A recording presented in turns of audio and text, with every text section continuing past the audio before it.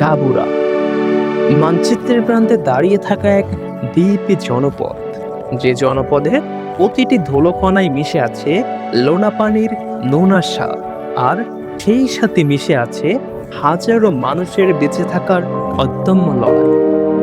এই লড়াই শুধু প্রকৃতির সাথে নয়, এই লড়াই জীবনের মানে খুঁজে পাওয়া।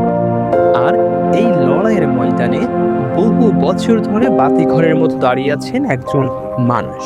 তিনি জিএম মাসুদুল আলম। যে কোনো মহৎ মানুষের পথ চলা শুরু হয় তার শেকড় থেকে। গাবুরার মানুষের কাছে এক শ্রদ্ধেয় নাম মরহুম আলহাজ জিএম সোহরাব আলী। তিনি ছিলেন উদারতা ও দানশীলতার বাতিঘর। মানুষের বিপদে হাত বাড়িয়ে দেওয়াই ছিল যার জীবনের ব্রত। পিতা সোহরাব আলীর সেই সেবার দর্শন আর ত্যাগের দীক্ষা নিয়ে মাসুদুল আলমের পথ চলা। রাজনীতি তার কাছে কেবল ক্ষমতা নয়, বরং আদর্শের এক দীর্ঘ পথ।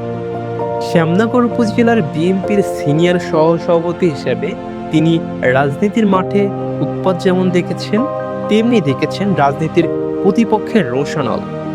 বারবার কারাবরণ, অমানবিক নির্যাতন সবকিছুকেই তুচ্ছ করে তিনি অটল থেকেছেন। কারণ তিনি জানতেন জনগণের জন্য কিছু করতে গেলে অনেক বড় মূল্য দিতে হয়।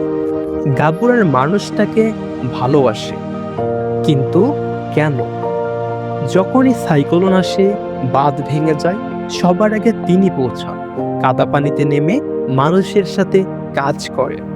3বার নির্বাচিত চেয়ারম্যান হিসেবে তিনি গাবুরার মানুষের সুখ দুঃখের অকৃত্রিম সাথী।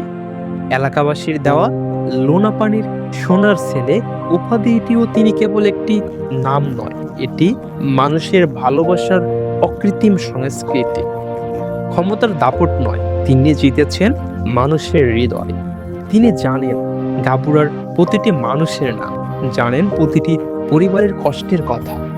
আর এ কারণেই 3বার চেয়ারম্যান হওয়ার পরও মানুষ তাকে বারবার কাছে পেতে চায়। তিনি কোনো দলের গণ্ডিতে আবদ্ধ নন, তিনি আজ গাবুরার আস্থার প্রতীক। নিজের সংগ্রাম আর মানুষের ভালোবাসা, এই তিনের সংমিশ্রণে জিএম মাসুদুল আলম আজ এক অনন্য উচ্চতায়। ভাঙ্গন কবলিত এই দ্বীপে তিনি যেন টিকে থাকার এক জীবন্ত অনুপ্রেরণা।